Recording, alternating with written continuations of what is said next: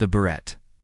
50 lay open on the bench like a sleeping beast, its massive barrel glinting under the afternoon sun. Alone in the armory, a young woman worked quietly, her fingers moving with a confidence that didn't match her low-ranking uniform. Commander Ryland Graves stopped mid-stride when he saw her. At first he frowned. Recruits weren't even supposed to touch this rifle without authorization. Then he paused again, watching her hands move with flawless precision, as if she had lived her entire life with a 50 cal in her lap. And something inside him whispered, "She's done this before.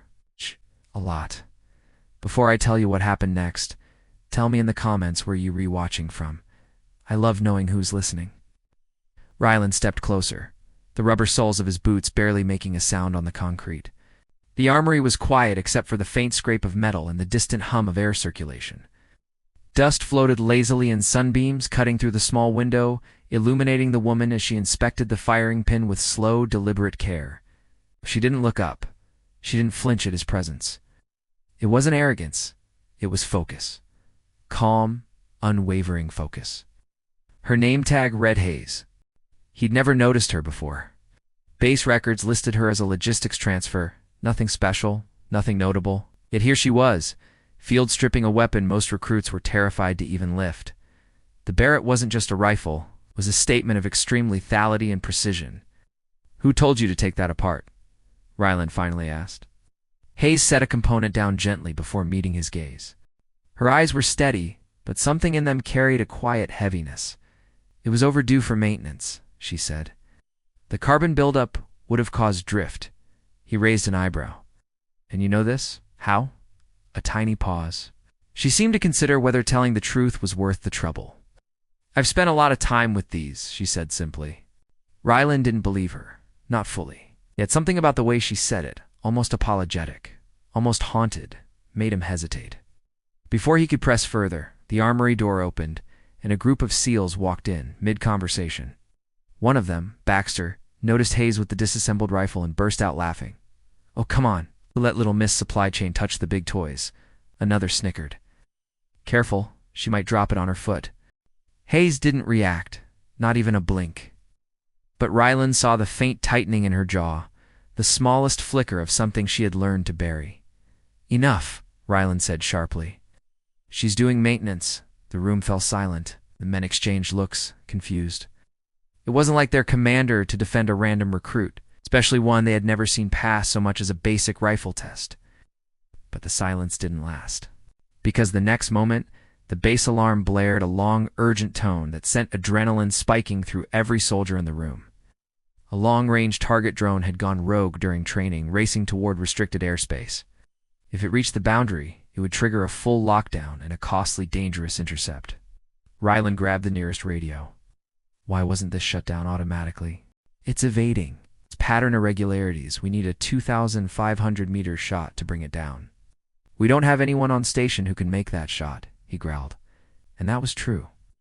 Ryland himself maxed out confidently at 1,800 meters. Beyond that was the territory of legends. Then a quiet voice broke through the chaos. "Set the Barrette up on the south tower," Hayes said. "The wind column is stable. We'll get a clean visual." The room went still. Baxter scoffed. "What do you know about wind columns?" But Ryland didn't scoff. He found himself staring at her, at the steadiness in her eyes, at the tiny tremor of emotion she was clearly fighting. Not fear. Something else. Memory, maybe. "Have you taken shots like this before?" he asked quietly. The voice softened. "Yes, Commander. How far?" Another tiny pause. Another moral ripple passing through her mind.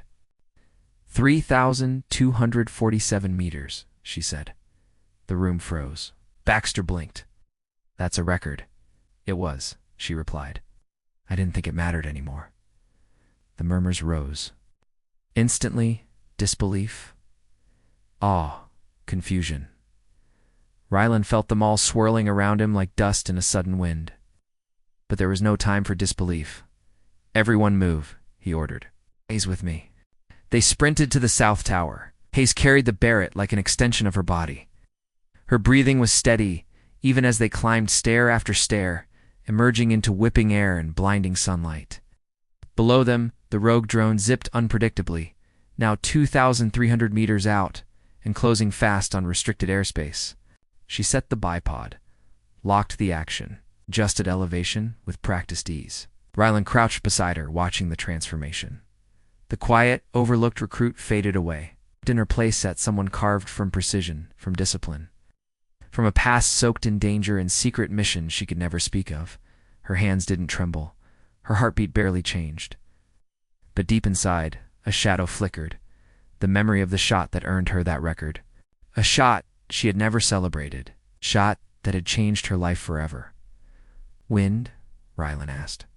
For knots left, its hot air rising from the ridgeline. You good? She exhaled. I've been waiting to feel this steady again. She squeezed the trigger. The recoil thundered through the tower, her shoulder absorbing the force with grace built from thousands of repetitions.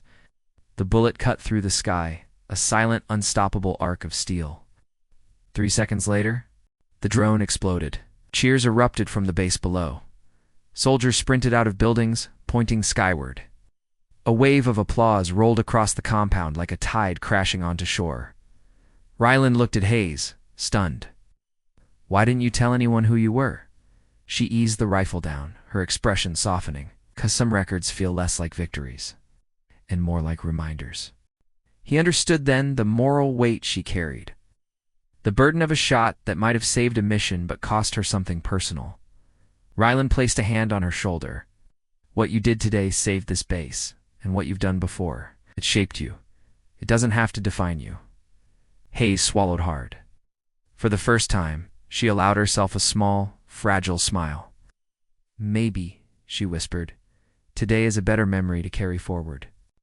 Below them, applause rose again. Stronger not just for a shot, but for the woman behind it. Because true skill isn't loud, it's quiet power held with humility. And as the wind settled around the tower, Hayes stood taller. Feeling the weight of her past shift just enough for light to reach the place it once darkened. If this story moved you, share your thoughts below. And subscribe to Whispered Words for more powerful stories that stay with you long after they end.